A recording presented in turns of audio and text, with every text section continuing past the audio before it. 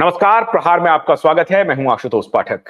मित्रों, आजकल प्रधानमंत्री के बारे में चर्चा चल रही है कि भारतीय जनता पार्टी के तारनहार बन गए हैं और बीजेपी जिन जिन इलाकों में नहीं है वहां प्रधानमंत्री बीजेपी को न सिर्फ जिंदा कर रहे हैं वरन कि इस बार 2024 के चुनाव में उन टेरिटरीज में जा करके भारतीय जनता पार्टी के को जिताने के भी माहौल प्रधानमंत्री बना रहे हैं। क्या यह बात सच है या झूठ है? बिल्कुल झूठ है, कुछ नहीं होगा। आज इसी मुद्दे पर बात करेंगे। प्रहार में अखिलेश अखिल जी हमारे साथ जुड़ रहे हैं। अखिलेश जी, बहुत बहुत स्वागत है। अखिलेश जी, मैं आपको एक नोट दे रहा हूं। नोट मतलब पैसा नहीं, मैं आपको एक नोट दे रहा हूं। नोट यह है कि अभी प्रधानमंत्री कल उड़ीसा में थे और उड़ीसा में अपने भाषण में प्रधानमंत्री ने कहा कि उड़ीसा के मुख्यमंत्री और मेरे मित्र नवीन पटनायक जी, ये जो मेरे मित्र नवीन बाबू हैं, ये कुछ कह रहा है मामला। क्या 2009 के पहले की स्थिति बीजू जनता दल के साथ भारतीय जनता पार्टी की होने वाली है? एक। दूसरी, क्या इस बार केरल और तमिलनाडु, कर्नाटक में तो बीजेपी एक मजबूत विपक्ष है, अभी तो सत्ता में थी, कर्नाटक में तो है ही है, केरल और तमिलनाडु, तेलंगाना, आंध्र में, तेलंगाना में जो कुछ भी हुआ, वोट परसेंटेज बढ़ा है तेलंगाना में, 8 विधायक चुन करके आ गए हैं। तो अगर 8 विधायक आ गए हैं तो वहां से कुछ सांसद भी जुगाड़ किए जा सकते हैं। तो क्या तमिलनाडु और केरल और तेलंगाना, आंध्र प्रदेश, ये चारों स्टेट निशाने पर है और इसकी शुरुआत वो धीरे धीरे बगल के राज्य उड़ीसा से कर रहे हैं? ये आपने 2 सवाल किया। पहले मैं उड़ीसा की चर्चा कर दूं कि उड़ीसा में जो गए थे अभी प्रधानमंत्री और नवीन बाबू से मिले वहां पर और उन्होंने अपना जाल फेंका या उनको मित्र और भाई जो भी कहा, उनको अलग चीज है। आप इसी से समझ जाइए आशुतोष जी कि बीजेपी की इंटरनल स्थिति कितनी खराब है कि बीजेपी के लोग, यहाँ तक कि प्रधानमंत्री और उनके जितने भी स्टालवार्ड बड़े नेता हैं, दावा तो बहुत चीज करते हैं कि 400 सीट, अब की बार 400, अब की बार 400, पता नहीं कहां से ये लोग स्लोगन लाते हैं। लेकिन सच्चाई ये है कि बीजेपी के top leader including prime minister JP Nadda, Amit Shah भीतर से इतने घबराए हुए हैं, उनको पता है कि हमको कहां हानि हो रही है और केवल हानि हो रही है, लाभ कहीं से नहीं हो रहा है, क्योंकि बीजेपी अभी तक जहां भी है वो क्लाइमेक्स पर है।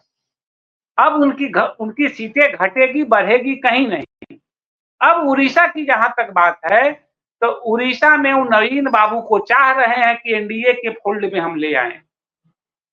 उधर दक्षिण में जगन रेड्डी पर उनकी बड़ी तेज नजर है कि जगन रेड्डी को भी अपने फोल्ड में ले आए। ये दोनों नेता मास लीडर हैं, दोनों नेता समझिए कि उनकी जनता में बहुत पकड़ है। जगन रेड्डी की परेशानी ये है कि उनकी बहन है, उनके खिलाफ कांग्रेस ने उनको खड़ा कर दिया है और जगन रेड्डी इस बार चुनाव हार जाएंगे, विधानसभा भी हारेंगे और लोकसभा में भी उनकी सीटें कम हो जाएगी। उड़ीसा की बात आइए, उड़ीसा में क्या कहानी है कि नरेंद्र मोदी चाह तो रहे हैं कि नवीन पटनायक उनके साथ आ जाए, लेकिन नवीन पटनायक कभी भी बीजेपी का साथ खुलकर नहीं दे सकते हैं। उसके पीछे वजह है, उनके साथ जो मुस्लिम वोट का जो फोल्ड है बहुत बड़ी संख्या में, वो दरक जाएगा। वो अगर नवीन पटनायक आज अगर ऐलान कर दे कि हम एनडीए में जाएंगे तो नवीन पटनायक सत्ता से बाहर हो जाएंगे, उनकी पूरी राजनीति खत्म हो जाएगी। उड़ीसा में अभी जो भी मुस्लिम जो वोटर है वो सारे के सारे नवीन पटनायक के साथ हैं।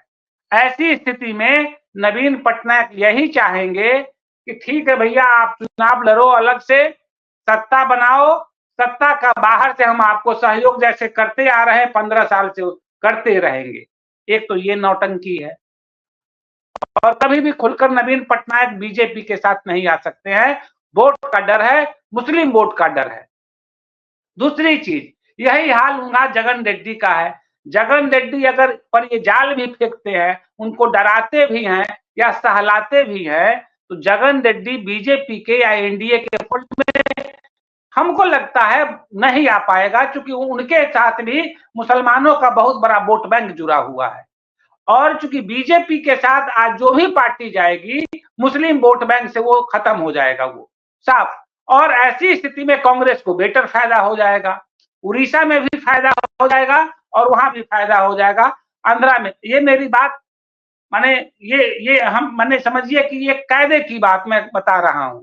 दूसरी चीज क्या है कि आंध्र प्रदेश से लेकर यहाँ क्या कहते हैं उड़ीसा में, वहां पर मुसलमानों के वोट के साथ भी कुछ ऐसे वोट हैं जो समझिए केवल अभी इनको मिलते हैं। वो वोट बटा हुआ है बीजेपी में और ये इसमें नवीन पटनायक के बीच में, उस पर भी बहुत बड़ा असर पड़ने वाला है।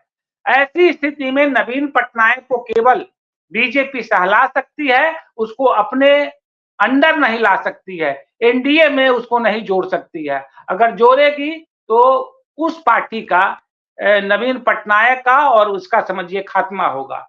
भोलानाथ का ब्रश कटर एक बैटरी से चलने वाली मशीन है जिसका चार्जिंग समय 3.5 घंटे है। इसे हम 6 से 8 घंटे बिना रुके चला सकते हैं। एक बार चार्ज करने पर ये 16,000 स्क्वायर फीट गेहूं, चावल, बजरा, जोबर के खेत काट सकता है, जबकि इसी कार्य को पेट्रोल ब्रश कटर 1,000 रुपए पेट्रोल का खर्चा करता है।